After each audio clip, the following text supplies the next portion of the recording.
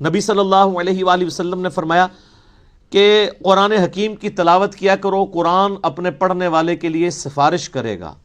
اور پھر آپ نے بالخصوص فرمایا کہ سورۃ البقرہ اور سورہ آل عمران یہ قیامت والے دن دو پرندوں اور دو بادلوں کی شکل میں چمکتے ہوئے، الزہراوین کے الفاظ ہیں، دو چمکتے ہوئے بادلوں کی شکل میں ظاہر ہوں گی اور اللہ تعالیٰ سے جھگڑا کریں گی اس شخص کے حق میں جو ان کی تلاوت کیا کرتا تھا۔ یہ صحیح مسلم میں الفاظ ہیں۔ اور آپ علیہ السلام نے فرمایا کہ اپنے گھروں میں اس کی تلاوت کرو، جادوگر سورہ بقرہ کو نہیں پہنچ سکتے۔ اور صحیح مسلم شریف میں حدیث ہے کہ جس گھر میں سورہ البقرہ کی تلاوت کی جاتی ہے وہاں سے شیطان بھاگ جاتا ہے، شیاطین بھاگ جاتے ہیں۔ اور یعنی یہ جادوگروں کے اگینسٹ، شیاطین کے اگینسٹ یہ سورۃ البقرہ جو ہے یہ بڑی پرفیکٹ صورت ہے۔ اس کے علاوہ بھی یعنی بخاری مسلم میں آپ کو اس کے کئی ایک فضائل مل جائیں گے۔ میں نے آلریڈی مسئلہ نمبر 112 ABC 3 لیکچرز جو ہیں وہ قرآن حکیم کی 12 صورتوں کے فضائل کے اوپر ریکارڈ کروا دیا ہے، جسے شوق ہو تو وہ ان لیکچرز کو دیکھ لے۔ اور مسلم شریف کے یہ بھی الفاظ ہیں کہ نبی علیہ السلام نے فرمایا کہ سورہ البقرہ کو پڑھنا برکت ہے اور اسے چھوڑ دینا حسرت ہے، یعنی اس کے اندر وہ فضائل ہیں کہ وہ کوئی محروم شخص ہی اس سے محروم رہے گا۔ بخاری و مسلم میں ایک اور حدیث ہے، سیدنا اسید بن حضیر رضی اللہ تعالیٰ عنہ کہتے ہیں کہ ایک رات میں سورہ بقرہ کی تلاوت کر رہا تھا تو میرے پاس ایک گھوڑا میرا بندھا ہوا تھا تو اس نے بدکنا شروع کر دیا، تو میں نے تلاوت روک دی تو وہ بالکل سٹیبل ہو گیا۔ پھر میں نے تلاوت شروع کی، وہ بدکنا شروع ہو گیا، حتیٰ کہ وہ کہتے ہیں میرا ایک چھوٹا سا بیٹا جو پاس ہی لیٹا ہوا تھا یحییٰ، مجھے خطرہ ہوا کہ یہ گھوڑا اس پہ نہ چڑھ دوڑے، اتنا بدکے۔ میں نے پھر تلاوت روک دی تو میں بڑا پریشان ہوا کہ یہ سورہ البقرہ کی تلاوت کرنے سے یہ اس طرح کے ایفیکٹ کیوں آ رہے ہیں۔ یہ صحیح مسلم میں بھی ہے، بخاری میں بھی حدیث ہے۔ تو کہتے ہیں میں نے بائی چانس ہی جب نگاہ اٹھا کے دیکھا تو مجھے اپنے اوپر ایک بہت بڑا بادل نظر آیا جس میں کئی ایک چراغ روشن تھے، اور بیسیکلی وہ فرشتے تھے۔ اور جب میں تلاوت شروع کرتا تھا وہ بادل نیچے آ جاتا تھا اور اس کی وجہ سے گھوڑا بدکتا تھا۔ تو صبح کے وقت میں نے نبی علیہ السلام سے جب یہ واقعہ بیان کیا تو آپ علیہ السلام نے فرمایا وہ فرشتے تھے جو تمہاری تلاوت سننے کے لیے آئے تھے، اور اگر تم یہ تلاوت جاری رکھتے تو وہ زمین پہ بھی اتر آتے اور عام لوگ بھی ان کو دیکھ لیتے۔ اچھا، یہ ایکسپیرینس اب نہیں ہوں گے۔ اس طرح کے ایکسپیرینسز نبی علیہ السلام کے مبارک دور میں اس لیے ہوتے تھے کہ اللہ تعالیٰ ایک نئی امت کھڑی کر رہا تھا۔ صحیح بخاری میں حدیث ہے، عبداللہ ابن مسعود کہتے ہیں کہ ہم نے نبی علیہ السلام کے ساتھ اس حال میں کھانا کھایا ہے کہ ہم جب لقمہ توڑ کے منہ میں ڈالنے لگتے تو ہم اس کی تسبیح کی آواز بھی سنا کرتے تھے۔ آپ ذرا امیجن کریں کہ آپ جناب کھانا کھاتے ہیں، نوالا آپ کے ہاتھ میں، اور اس میں سے آواز آ رہی ہو سبحان اللہ وبحمدہ سبحان اللہ العظیم۔ اب یہ ایکسپیرینسز جو ہیں وہ صحابہ کرام کو اس لیے ہوتے تھے کہ اللہ تعالیٰ نے ان میں ایمان کوٹ کوٹ کے بھرنا تھا، وہ نئی امت کھڑی کی تھی سر، اس لیے پھر ان کا پیشن آپ نے دیکھا ہے نا کہ بڑی تھوڑی سی جماعت کے ساتھ انہوں نے دنیا کی سپر پاورز الٹ کے رکھ دی ہیں۔ ان کو ایک لمحے کے لیے بھی شک نہیں ہوا تھا کہ ہم جو ہے وہ کسی غلط دعوت کو لے کے چل رہے ہیں، اسی تو ان کا کانفیڈنس لیول عروج کے اوپر تھا۔ تو جب وہ اتنے دلیل لوگ جب ٹکراتے تھے تو سامنے لوگ تو ان کا مقابلہ نہیں کر سکتے تھے۔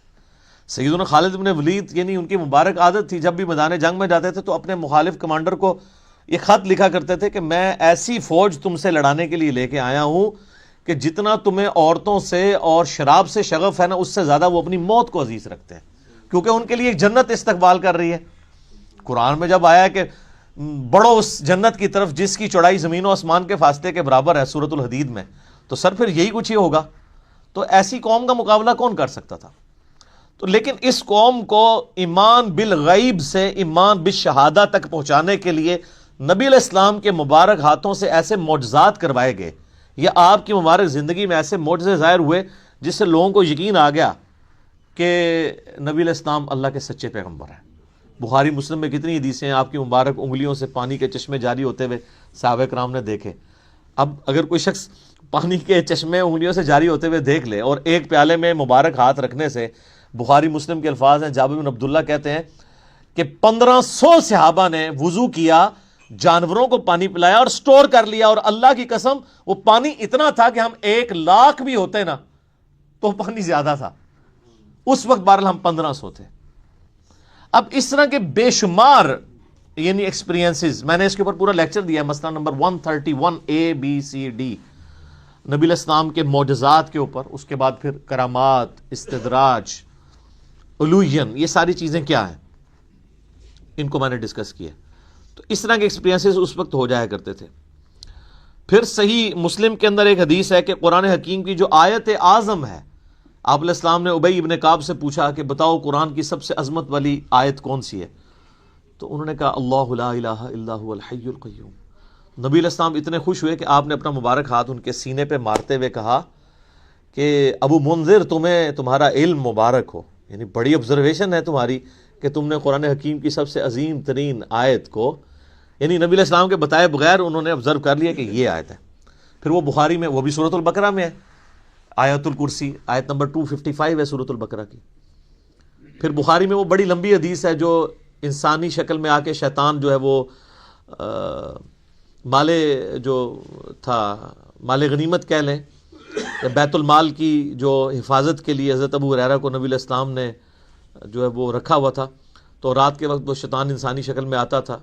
الٹیمیٹلی جب وہ پکڑا گیا تو اس نے پھر حضرت ابو ہریرہ کو ایک رشوت کے طور پہ آپ کہہ لیں، مدنی رشوت، الیاس قادری صاحب اس طرح کی چیزوں کو استعمال کرتے ہیں نا، تو ایک چھٹکارے کے لیے اس نے کہا میں تمہیں ایک وظیفہ بتاتا ہوں، مجھے چھوڑ دو تم. ان کا میں تو نبی علیہ السلام کے پاس پیش کروں گا تمہیں. ان کو نہیں پتا تھا یہ شیطان ہے، انسانی شکل میں آیا تھا، کیونکہ اس ٹائم علم غیب نہیں ہوتا تھا. یہ تو بزرگوں کو بعد میں پتہ چل جاتا ہے نا. تو حضرت ابو ہریرہ کو تو علم غیب کوئی نہیں تھا. اب نبی علیہ السلام کے پاس جب آپ نے فرمایا تمہیں پتہ ہے یہ 3 راتوں سے جو تمہارا مہمان بنا ہوا تھا نا چوری کرنے کے لیے جو بیت المال کی آیا تھا، وہ شیطان تھا. البتہ جو اس نے جاتے ہوئے یہ بات کی نا کہ قرآن حکیم میں ایک آیت ایسی ہے کہ اگر تم رات کو بسترے پہ جاتے وقت تلاوت کر لو تو صبح تک اللہ تعالیٰ تمہاری حفاظت پہ ایک فرشتہ معمور کر لے گا. تو وہ ہے تو جھوٹا تھا، اس نے بات سچی کی ہے. تو اس سے ایک اصولی بات پتہ چل گئی کہ اگر کوئی جھوٹا شخص بھی صحیح بات کرے نا تو بات کو لینا چاہیے، بندے کو چھوڑ دینا چاہیے. یہاں حالت یہ ہے کہ کوئی بندہ جو ہے وہ بات کرتا ہے تو کہتے ہیں اس کی داڑھی پوری نہیں ہے تو ہم اس کی بات نہیں مانیں گے، یہ ہمارے فرقے کا نہیں ہے ہم اس کی بات نہیں مانیں گے. وہ یہ دیکھو بات کیا کر رہا ہے، یہ نہ دیکھو بات کون کر رہا ہے. یہ نبی علیہ السلام نے ہمیں تعلیم دی ہے.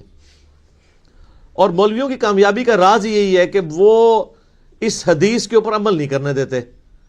وہ فوراً ڈکلیئر کرتے ہیں یہ تو بدعتی ہے، یہ تو گمراہ ہے، یہ رافضی ہے، یہ ناسبی ہے، یہ خارجی ہے، یہ بد مذہب ہے، اس سے بچنا ہے.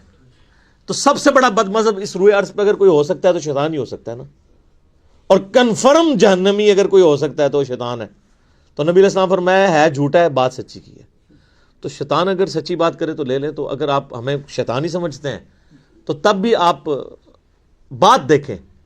اب وہ بات آپ کے خلاف ہے تو یہ اسی طریقے سے ہے کہ انگریز آپ کو آگے کہے کہ جی سورہ بقرہ کی آیت نمبر 279 میں اللہ تعالیٰ نے ڈکلیئر کیا ہے اس شخص کو، اللہ اور اس کے رسول کی جنگ ہے اس کے خلاف جو سود کھاتا ہے. آپ کہیں جی چونکہ تو انگریز ہے اس لیے میں یہ بات نہیں مانتا. تو وہ آپ انگریز کا انکار کر رہے ہوں گے یا قرآن کا؟ قرآن کا. تو آپ کو یہ دیکھنا ہے کہ کتاب و سنت کی دلیل اس نے کیا پیش کی ہے. کیونکہ اگر آپ یہ قدغن لگا دیں گے تو پھر سر جو آپ اپنی پبلک پہ قدغن لگا رہے ہیں نا تو لگانے والوں کو بھی گمراہ ڈکلیئر کیا ہوا ہے دوسرے فرقے والوں نے. پھر وہ بھی بالکل ٹھیک ہے، بریلوی پھر بالکل ٹھیک ہے کہ اہل حدیث کی بات نہیں سننی چاہیے، کیونکہ اہل حدیث جو کہہ رہے ہیں کہ بریلویوں کی بات نہیں سننی چاہیے. پھر سنی بالکل ٹھیک ہے کہ شیعہ کی بات نہیں سننی چاہیے، کیونکہ شیعہ بھی کہہ رہے ہیں کہ سنیوں کی بات نہیں سننی چاہیے. تو اس امام میں سارے کے سارے ہی ننگے ہیں. تو آیت اعظم قرآن حکیم کی صحیح مسلم کی حدیث کے تحت آیت الکرسی، وہ بھی سورۃ البقرہ کا حصہ ہے. پھر صحیح مسلم میں ایک حدیث ہے، حضرت جبرائیل علیہ السلام نبی علیہ السلام کے پاس بیٹھے ہوئے تھے تو اچانک آواز سنی. انہوں نے تو آسمان کی طرف سر اٹھایا تو کہا یا رسول اللہ صلی اللہ علیہ وآلہ وسلم، آج آسمان کا وہ دروازہ کھلا ہے جو آج سے پہلے نہیں کھلا، اور اس آسمان سے ایک فرشتہ نازل ہوا ہے جو یہ میرے پاس کھڑا ہے، آپ کو سلام عرض کر رہا ہے، اور یہ اللہ کی طرف سے خاص خبر لے کے آیا ہے. تو پھر اس نے بتایا کہ اللہ تعالیٰ کی طرف سے آپ کو 2 نوروں کی بشارت ہو جو آپ سے پہلے کسی پیغمبر کو نہیں دیے گئے. نمبر 1 سورۃ الفاتحہ اور نمبر 2 سورۃ البقرہ کی آخری 2 آیات، آمن الرسول بما انزل الیہ من ربہ والمؤمنون. اور صحیح بخاری اور مسلم دونوں میں حدیث ہے کہ جو یہ رات کے وقت سورہ البقرہ کی آخری 2 آیات پڑھ لے گا تو اس میں جو کچھ اس نے اپنے رب سے مانگا ہے اس کو عطا کر دیا جائے گا. وہ تجدید ایمان ہے، ٹھیک ہے، اس میں سب کچھ ایمانیات ہیں، پھر دعائیں ہیں اللہ سے. اس لیے ہم نے اپنے صبح شام کے اذکار کارڈ، بلو کارڈ کے اوپر یہ وظیفے کے طور پہ لکھا ہوا ہے. بہت لمبے وظائف نہیں کر سکتا، کم از کم سورہ بقرہ کی آخری 2 آیات زبانی یاد کر لے، اور پڑھتے رہیں گے تو زبانی یاد ہو جائیں گی. تو وہ بھی سورہ بقرہ کے یعنی فضائل کے اندر ہی وہ ساری کی ساری چیزیں آتی ہیں. باقی اس پہ بولا جائے تو یہ وقت یعنی کافی زیادہ درکار ہے.